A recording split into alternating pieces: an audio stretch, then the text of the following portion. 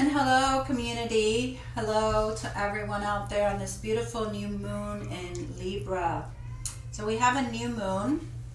And by the way, this is Dr. Leonor Murciano-Luna, founder of Conscious Feminine Medicine. And I wanted to really just talk a little bit about this new moon in Libra because it's really coming in very strongly for me and for the women that I work with. And Venus is the ruler of Libra, and Libra really activates and asks us to reflect on our feminine power in many ways, and our ability to harmonize, our ability to bring balance into our life, our ability to communicate our thoughts. It's an air sign. And Libra always wants peace. It wants to have harmony and to bring that. And many times it's at our own cost that we do that. And that sometimes happens with Libra or, wherever Libra is in your chart. But this particular new moon this month has the sign of Libra conjunct, the sun and the moon in Libra conjunct Mars. And Mars represents many times the masculine aspects. And so I feel it's really asking us, and this is what I've been receiving and I've been seeing it in the women that I work with and in our group, to really bring into balance a feminine and or masculine energy within.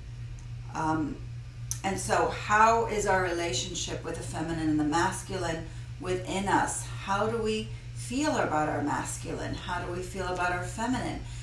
What's the unconscious imprints that we're still working with, that we're still unraveling, that we can take the time this month and focus inwardly and perhaps let some of those transform and transmute, so that we can be in greater balance and greater union with our own feminine and masculine energy.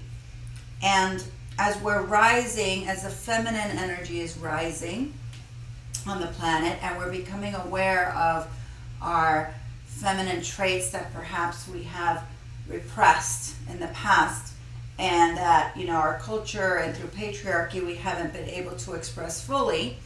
And I feel like we are now coming into that in greater and greater ways, individually, of course, for those women that are, working on this, and for men too, that are opening their hearts, that are coming in direct relationship with their emotions, rather than making themselves wrong because they have feelings, that are allowing themselves to connect with the deep wisdom, with the deep intuition, and some of the other feminine traits.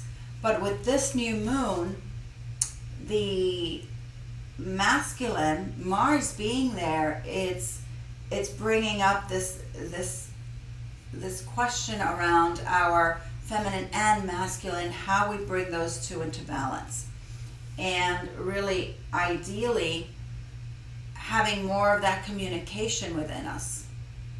And of course, we know that we have a lot of imprints from how we were raised, the relationship with our mother, the relationship with the father, the relationship with those caretakers that were male and female in our growing up, and then of course collectively and in our ancestors, all of that's been passed down, all of those types of conditioning that we all have, that we're all clearing in some way.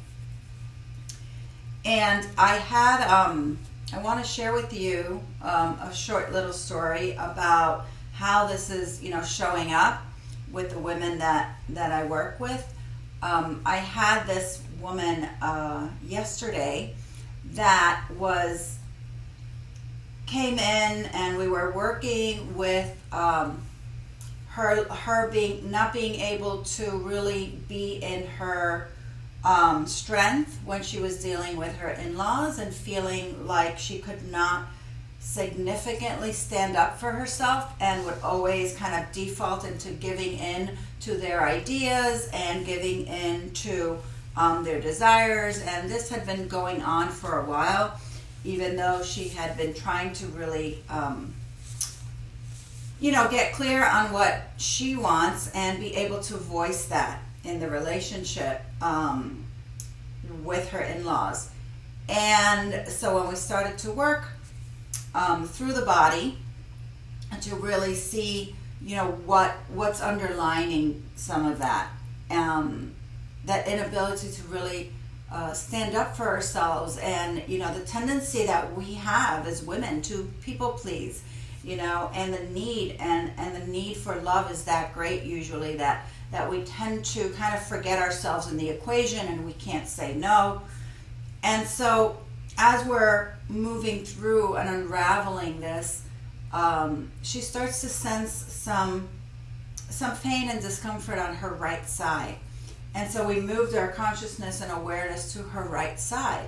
And as she's going in further and further, unraveling the imprints that to us may be unconscious most of the time, she starts to have images and feelings of her relationship with her father.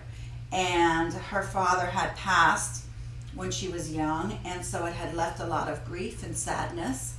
And that was significant. But then she had memories of how her father was also, sometimes she was fearful of her father's reactions because he had a temper and he would come across very aggressively when he would, state what he wanted.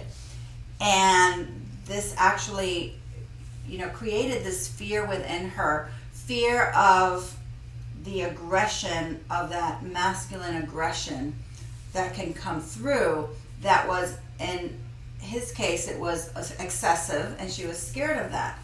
And so we realized, as we continued to kind of just go deeper and listen to what imprints, conditioning, that there was a belief within her, very unconscious, that if she actually, started to say what she wanted, that she would somehow become or be seen as, this aggressive person, or that it would be too rude, or it's like her fear of being aggressive, her fear of being too much, her fear of, maybe hurting others with words, and that in many ways she had completely suppressed her masculine side because of this early imprint.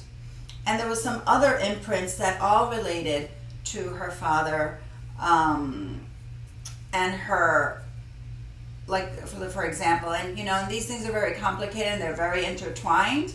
So it's not really linear as I'm speaking to you, but there was these other imprints of the grief and the sadness, and also the belief that, her father was gone, and so, he was the only one that could stand up for her. He was the only one that could protect her, and since, he was gone, therefore she wasn't ever going to have that. So there was, a combination of underlying beliefs, underlying imprints, that once they came to the surface and they were able to be seen, felt, accepted, and loved, they were able to transmute and allow her to have a different relationship with the masculine and her feminine, right? And bring them into a greater marriage within. And so that was coming in really strong yesterday. And I really felt that it was really, an activation of all of these frequencies. And I see that a lot with, depending on where the moon is, what's being activated astrologically. I do see it a lot with, the women that are in the groups, what the theme is for the week. It's really, really quite interesting. And we've had several other pieces around intermarriage, around our masculine and feminine. in the last couple of days. So I really wanted to share that insight so that you could start to see how these things are connected, and then see if if it resonates for you. And in order to really let these unconscious beliefs and imprints that are there come to the surface, during breath work or meditation, or any time that you spend with yourself. Journaling is also a good way to do that. So I hope you have a wonderful and enjoy this new moon in Libra this month, and allow yourself to really explore, and ask yourself the question, what is the relationship with my masculine traits? What is the relationship between my masculine and my feminine? And just see where that leads you. It's like the wisdom is all within, so you have the ability to unravel this for yourself. And if you'd like to join us, our classes are now on Saturday morning. We have the Conscious Feminine Medicine and Body Presence class, which is to really go in and allow ourselves to unravel some of these imprints and connect with our true self, the self of love, the self of joy, the self of peace, and allow ourselves to heal and to live in our greater truth. So thank you very much, and I hope you have a wonderful, peaceful new moon experience this month. Blessings.